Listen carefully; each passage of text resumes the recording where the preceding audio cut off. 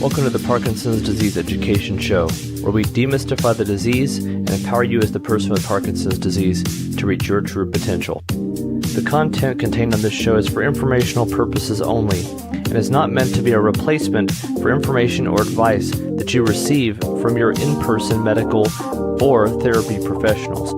If you haven't already, I hope you'll consider subscribing, and for an even more personalized experience, please ask us about our memberships. Now, without further ado, let's start the show.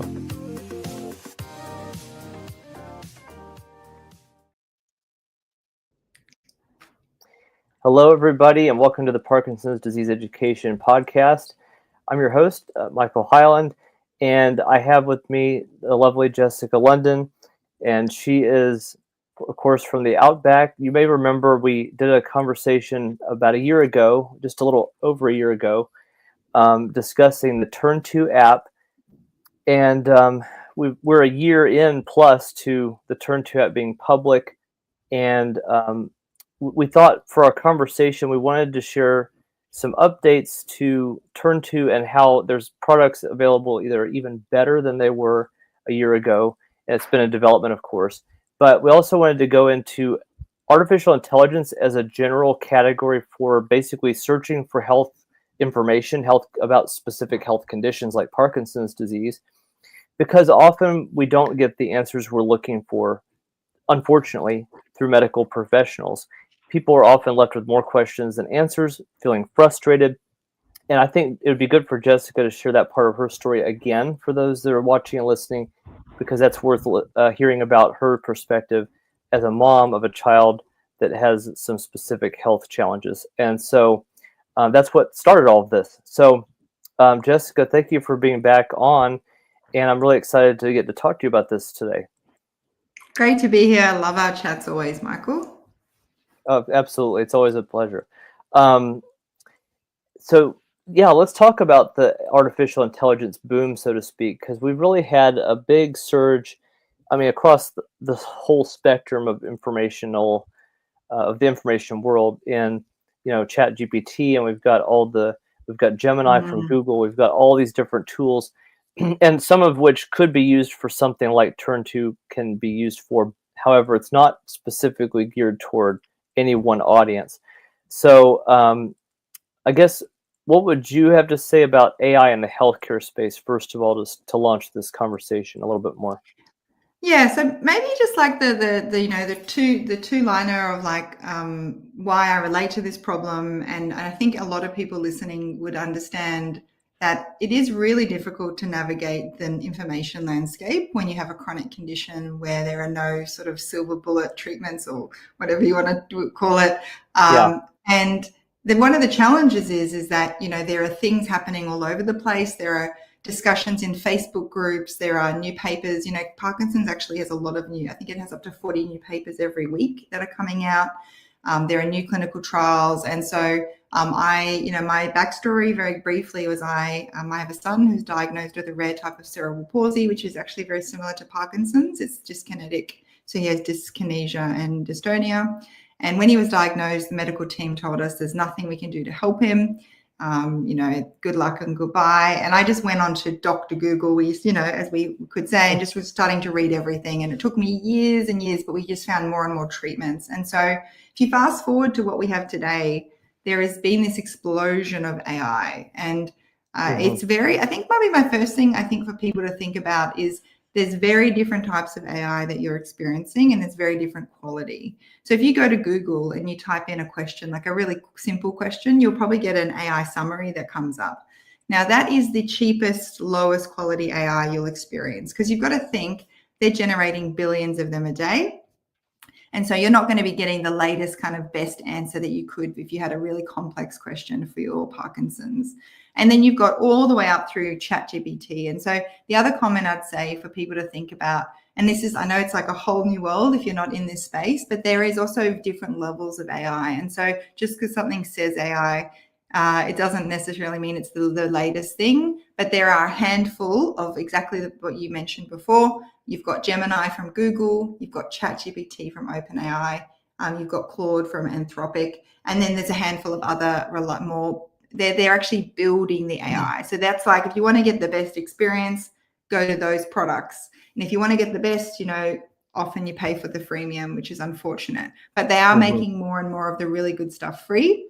But also you can do things like, you can now do different modes like deep research, where it goes and it looks at lots and lots of tools. But yeah, probably my comment is there's lots of quality out there.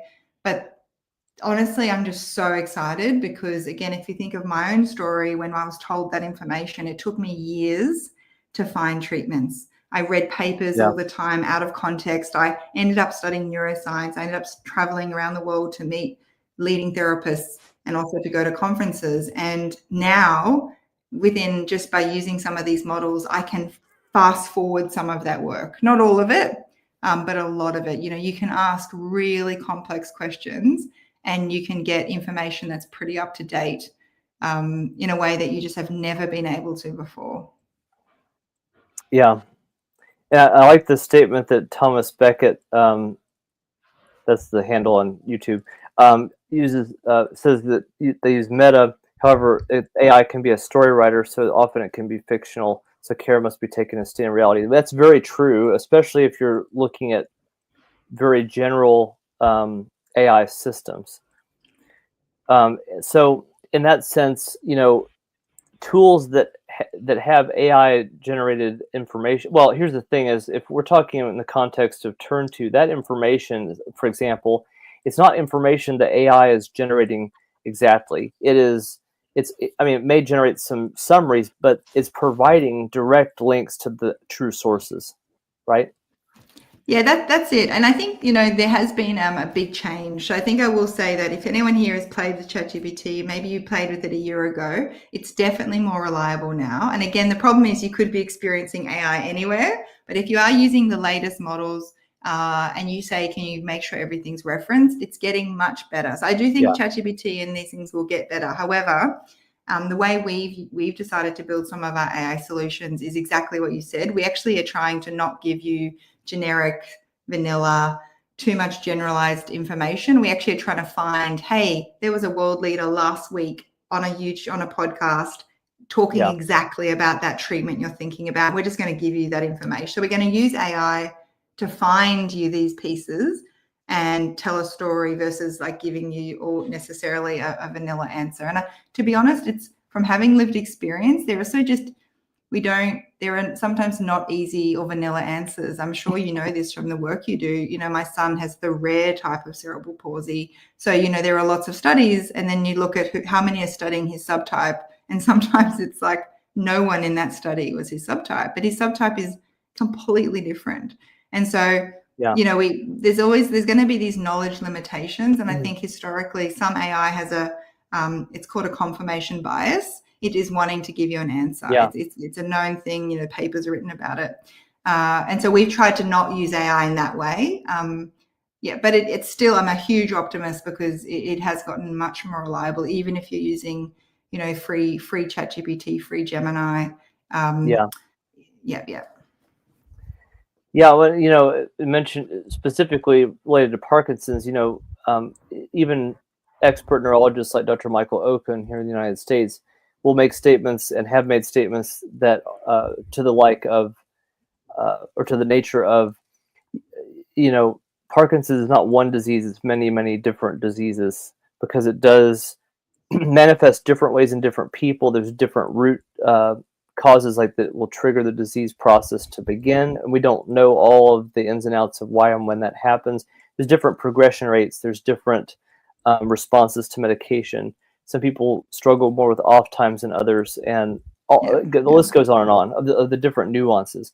And so that's important. And just backing up what you just said is it's not vanilla. It's not meant to be, this generic information. It's tailored to basically the individual who is doing the research, and that's basically the tool itself can do that by getting to know you. essentially. Yeah, I mean that's one of the pieces that we've tried to build for in our new product offering. And I think the reason I talk so broadly about AI is, we're trying to build, our mission as a company is to speed up health breakthroughs, and we are trying to do that for patients living in serious, life impacting conditions. But I also think I guess I love the field in general, and I just make note there's so many tools out there that are coming that are going to be very exciting for people. And whether you use our product or not, I think there's a lot of hope when you have hard questions, or maybe you get results back and you can't interpret the results, or I think I was honestly very surprised, and maybe this is a very ignorant statement, when we started coming into Parkinson's. I was really surprised about all the medical gaslighting that was happening, where people weren't diagnosed for years, they weren't told about additional symptoms. They were told the symptom didn't matter, but it was directly related. So I think that is where I have a lot of hope, because instead of going to your doctor necessarily initially, or them telling you not to worry, you can get a bit of a second opinion very cheaply or for free. And again, you and I both know you should still go to the specialist. It's just that you maybe don't have to waste the whole appointment on things that maybe before were misunderstandings, or even, I had a phone call from my consultant in the last week about a new issue we're facing. And, we were able to talk. He was suggesting something, which was a really old school way of looking at something. And I suggested a new protocol because I could look it up very quickly, and he was open. And so, it gave us that ability to give the best care to my son. That's a good example. Because if you don't have any other ideas, you may just be presented with, this is what you have to do, and this is how we're going to do it. And not that you should question everything you get with medical advice, but at the same time, it's worth it to even have those options and say, like, well, doc, what about this? I've heard XYZ about this. And sometimes that may spark a conversation. It could shut down also if it's not the right personality with your physician, and they'd be like, they might shoot it down and say, like, no, that's not going. But at the same time, maybe that's an indicator that you need a new doctor. But exactly. Anyway, but you know what I'm saying, that this is obviously, this isn't meant to create antipathy between you and your physician, but it certainly could be a way to broach new topics, new treatment techniques, and so forth. Like you said, to get a second opinion in some ways. That's right.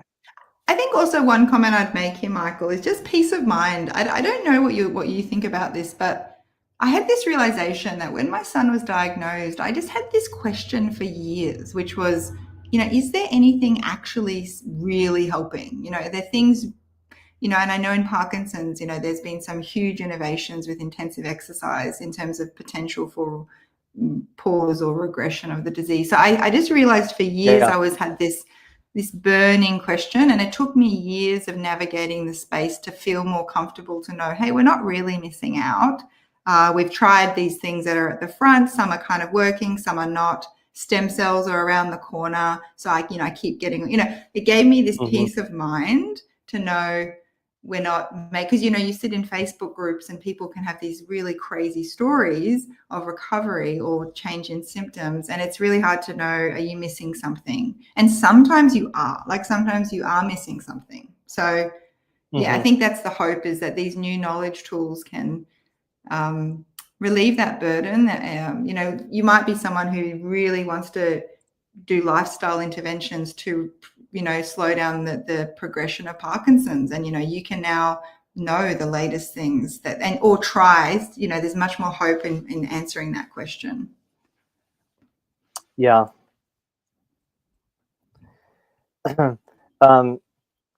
Actually, I wanted to show this comment first. I'm not sure what they mean by black bag arts, but I'm assuming that means basically people being charlatans on the internet. And I could understand that sentiment. And then they also said GABA, the supplement, has helped creating a regular Friday night sleep. That's good. Don't recommend overuse. Yeah, GABA is a neurotransmitter of inhibition, so it will slow things down and make you sleepy or tired. It GABA's often used to calm down. Well, I guess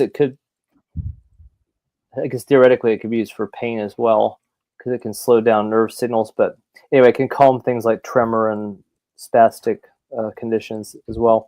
Anyway, thanks for the comments. I appreciate that. But even Michael, even like that exact example. So, let's just say there is a lot of people in the patient community using something a little bit in front of the research. I think this is one of my passions, is that sometimes patients or therapists like yourself, like practitioners, you're trying things at the front that make sense, that are safe. Patients, it can be a mixed bag. But sometimes there are these insights there, and trying to decide which of those insights is for you is really challenging. Well, and again, it goes back to the individual. So often there's some commonality with Parkinson's, but there's also there could be some very specific things that help with you as an individual, and then understand that can be a tool to help understand why that's helping. For example, I think that's what 100%. You're also alluding to. 100%. So I thought anybody watching live, either on YouTube, Facebook, wherever, we're probably going to do a live demonstration of the AI tool. Give us a thumbs up if that sounds interesting to you. We're going to do it anyway, but give us a thumbs up. I'll do it. But yeah, no, we want to make sure to kind of show basically how this looks and works and what potential it has to be helpful. So that's what it's all about. Awesome. So do you want me to share my screen? And do you want me to start, Michael, with our app? Because some people watching might already be in our app or not know about our free. We have a free community app that's live right now with lots of engagements. I'll just screen share. Yeah, let's do both. I think that would be worth it, because there's probably a lot of folks that aren't even familiar with the app at this point. Yeah. So can you just tell me if can you tell me if this works? This is the right one, yeah. How's this? Can you see my screen? Yes, I'll add it to the stage. Okay, so here you can see this, right? Uh-huh. So just really quickly, I'll run through this. We have a mobile app right now. We haven't yet brought in our sort of super-powered AI piece into this, which we will in the next month. So if you're using the product, you'll see it come in soon. What our product does, this is actually long COVID, so we're in a bunch of different conditions. But every single day you get 5 to 10 updates from research, patients, and experts, including events coming up and trials. And you might be following a particular treatment, so you might be see reviews that patients have written about that. But you're going to see the softer information all the way to the harder information. And so you'll see already, like, this is just aggregating things, and we're just giving you aggregate information. Now, one thing the reason we've gone into the more AI hype, we sort of built something on top of this, is this has been really helpful, but when people ask questions, they can get great answers from the crowd, but they're not necessarily getting the best answer that exists for that question. Because, again, there's different insights from different places. So this is live in Parkinson's. It's been really great. We've got a really very active community, but we've gone and we've actually built this product, which again we'll be integrating, and it's based on what people have asked for. To be honest, users have said, I actually don't want to use it every day. Sometimes I want to use it twice a week. Some people use it every day. We have a real mixed in the audience, and some people say, I just want to know every week, what should I be reading? Because it's very overwhelming when there's new things happening all the time in Parkinson's. And so we built this product, and what it does, I can actually show you it. There's two things it does. It's called Turnto. When you onboard, you get asked just 5 questions. You can actually talk to it. And we actually had someone with Parkinson's last week who has a speech impediment, and it got her words perfectly in the onboarding. And what it does is it then every single week keeps you up to date on things that matter for what you're facing. And so let's just say in Parkinson's, there is 9, the Parkinson's is, again, very active. There's often 1,000 things a week happening in Parkinson's. It will read every single thing new, and it will also go and do specific searches for you for trials and events, and it will give you this email. I can show you my personal email. So this is my email for my son. There's a web version if you want to do audio, and it will just say, hey, this is your update. This is for some there are 650 things new this week for cerebral palsy, and here are things directly related to your profile. So one of the things we're worried about for my son is weight gain.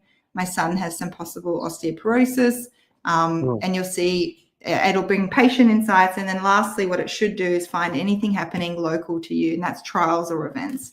So you can also experience this from, I mean, and the really interesting thing about trials, Michael, I'm sure like trials are very difficult because it's very hard to find accurate information on trials because the trial websites get out of date very quickly. So we actually update it every day. So if there's a new trial relevant for you, we'll send it to you every week.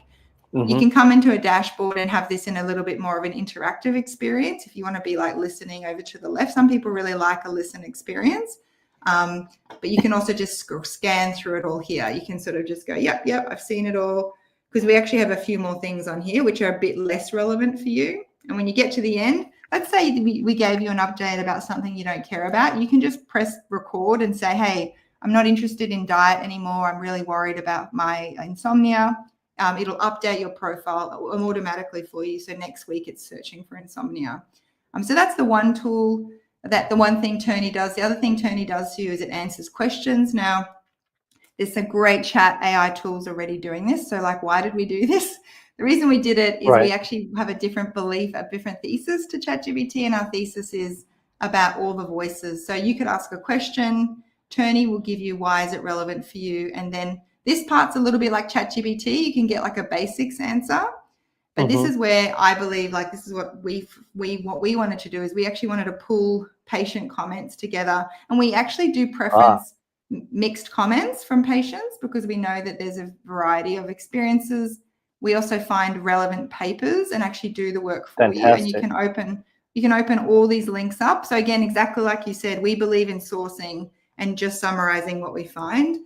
And then the last one is we actually find podcasts. So sometimes there's only one or two here, and that's just because sometimes there's not any expert comments about that topic. And we also go and find you resources on exactly that topic that you're interested in.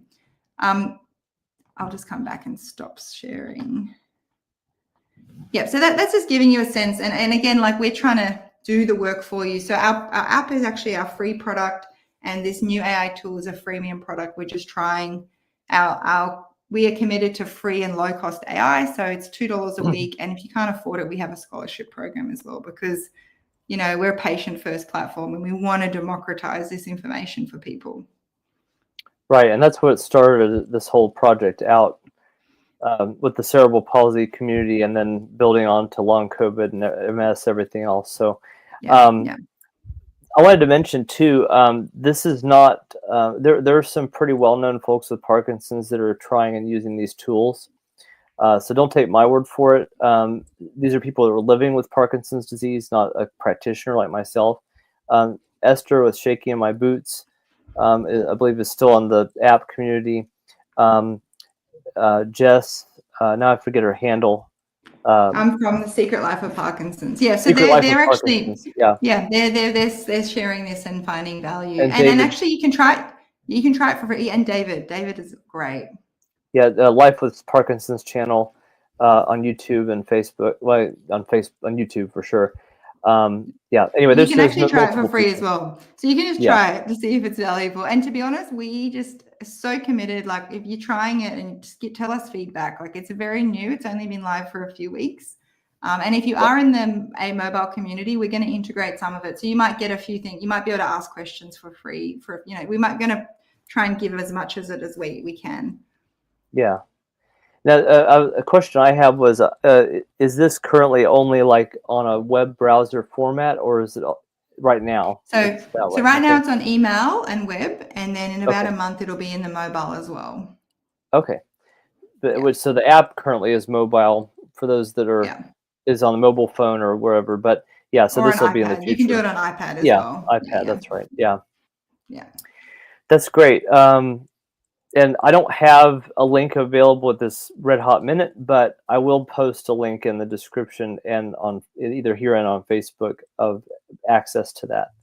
And there's a discount associated, I believe. Yeah, I think 10% you can give to your community. 10%, discount.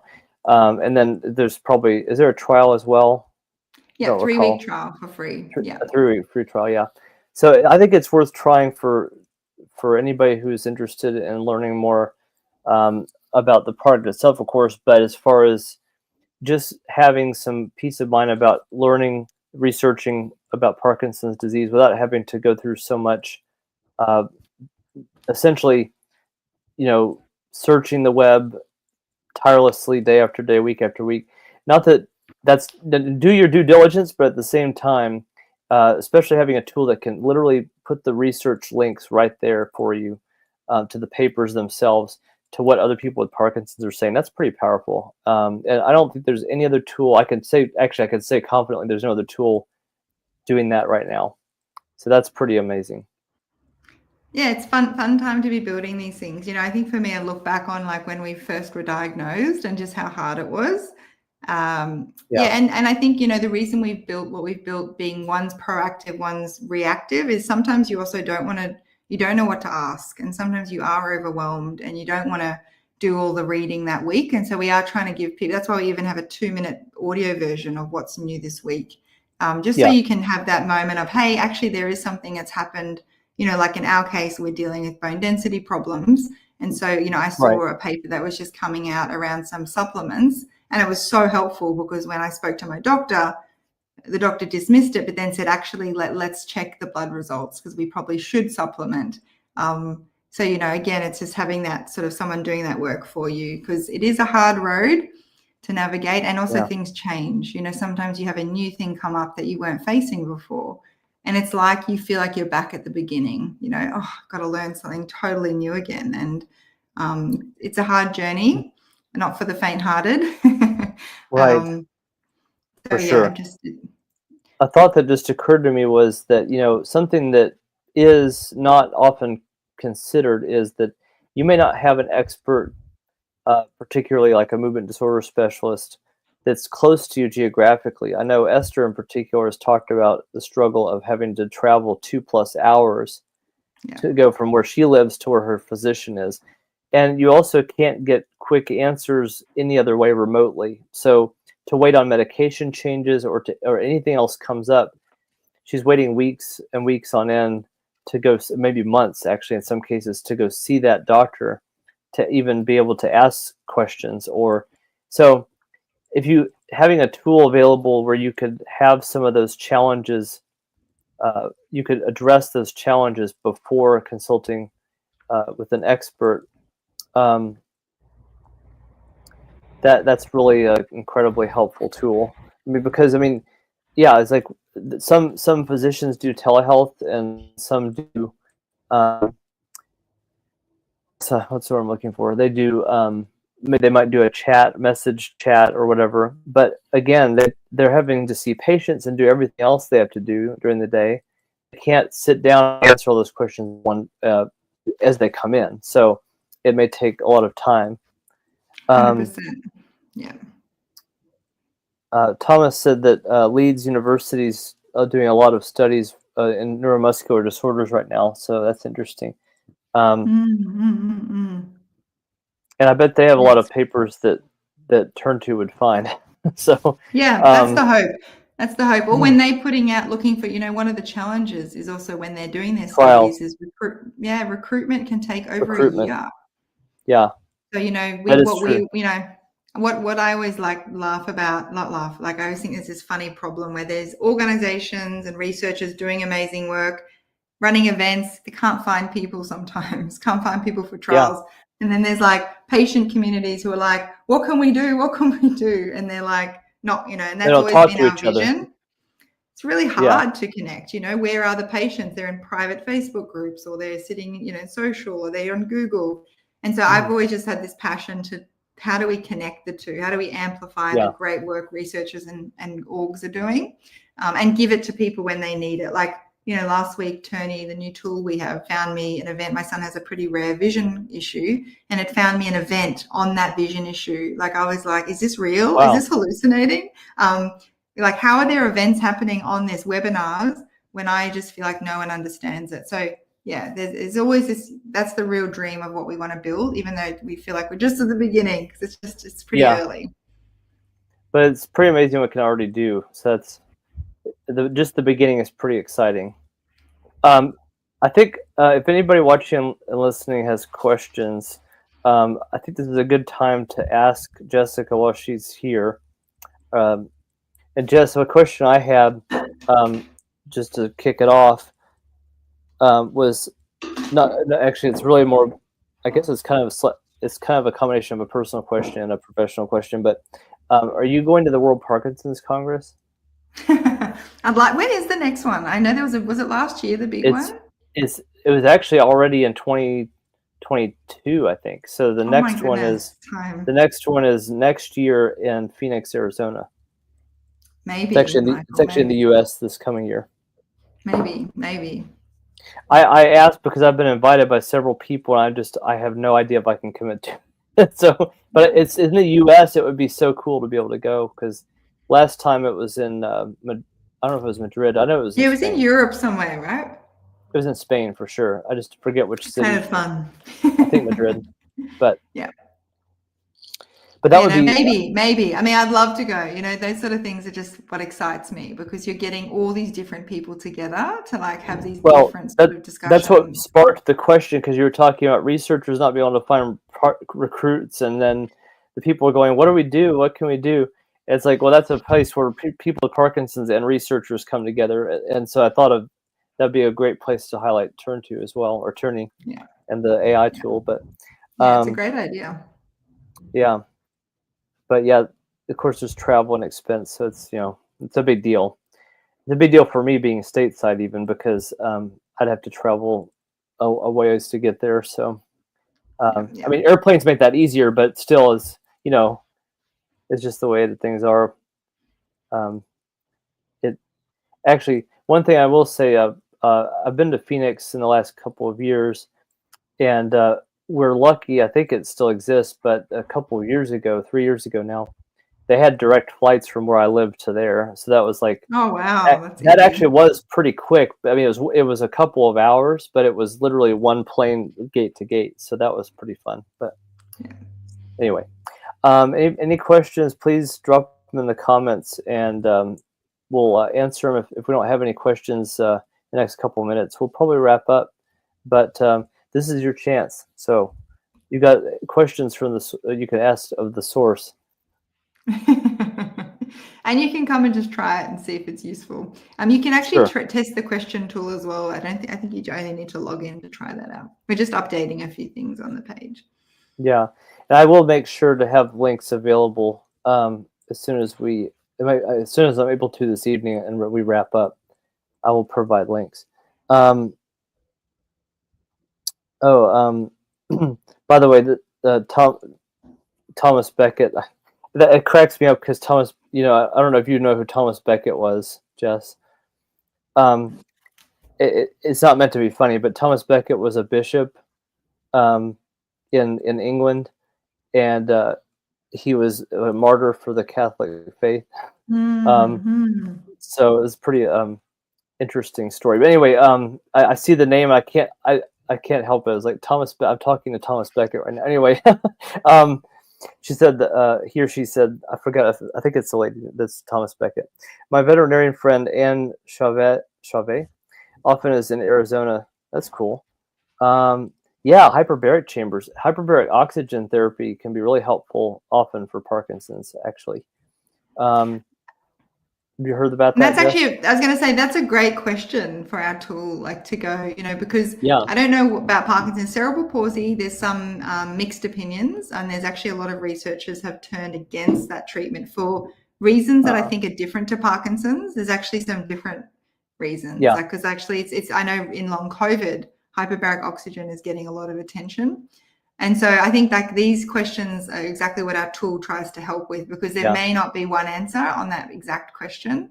And the other thing I'd say is there are new things coming out. So it's like knowing whether that's worth your time and money to make that decision, I'm very pro trying new things. I think it's just knowing as well, like there's some of these treatments will have mixed evidence. And I guess I would just want people to have that to make the best decision for themselves. And also sometimes academics or researchers are closed-minded about these sort of treatments. but then others are not. And so, you want to be able to know, how do I navigate that decision? Well, it would be a good example because there's a lot of anecdotal reports from people that are using HBOT for Yeah. Parkinson's. I know somebody personally that's doing it, not here locally, but here in the States. Um, and we're connected mutual circles. And I mean, essentially, you know, that person has reported, it's been a long time. I did a video on this on the channel a long time ago, talking about the potential benefits. It's not like it's disease stopping, but it can help with symptom management and so forth. Anyway, infused oxygen at high pressure can help a lot of different chronic health conditions. The trick with it is finding a place that can do it, and the protocols that they will often do take a long time. Like, there was a lot of commitment of time. Like, you're there for a couple of hours daily for several weeks. Anyway. Same in long COVID. That's one of the challenges people have faced. Even though the research is some really interesting, curious things about it, I've had a friend who just can't access it because of the time required. Yeah, and not every city, certainly not every city, but definitely even big cities, there's not very many chambers sometimes, Yeah. There might only be one hospital with one chamber, or you know what I mean? So it's not like it's readily available for everybody. But there actually are home units now, which is pretty cool. So yeah, I've heard about that. Believe it or not. I did hear some pushback from someone recently, a researcher who's a pro HBOT person, and they said the home chambers, they were worried that you can't get to the depths required for the protocols. Yeah. So just again, there's something to be mindful of, right? Like, you can hear it, and this is the complex part about health treatments. If it's not, a pill that you take, sometimes the protocol matters. So if you're not doing the right numbers, you're just not going to get that therapeutic impact. Sure. Yeah. But no, that's a good example. I'm glad that it wasn't. I'm glad you brought that up. Yeah. Sir Thomas Becket. Or should I say Bishop? Okay. Well, I don't see any questions coming in, specific questions. So do you have anything else to add, Jess, before we wrap things up? Just thanks for having me on. And if anyone ends up using the product, we'd love to hear, try it for free. We'd love to hear feedback. And I think maybe my one comment is just, there are some great tools out there. We're just one of them. And I think for patients, it's an exciting time. Probably my one comment, something we didn't talk about, and it's not at all relevant to what we're doing, but I think it's exciting for Parkinson's, is when AI is going to help us in that fundamental science space, for finding more, that's the challenge for cerebral palsy, for Parkinson's, these really complex conditions that really change our lives.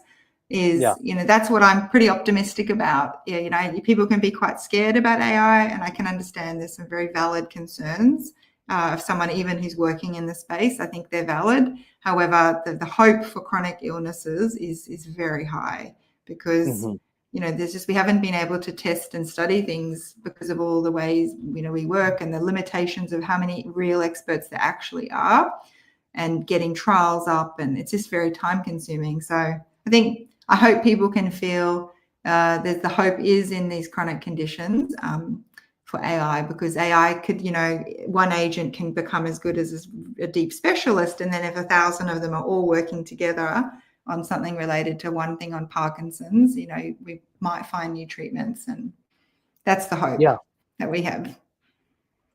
Yeah, definitely. That's definitely, I think, a realistic goal to have at this point in history. In the next 3 to 5 years, we'll see what happens. But I think a lot of things are going to start happening. But Yep. Yeah, I love it. So again, if you have questions, you can of course leave them in the comments after we're done doing the live stream, and one of us or the other will be happy to answer them. And I will leave the links in the description and the post on Facebook once I have that available. And then also, I will do my best to also do a demonstration of my own, maybe in some point in the near future.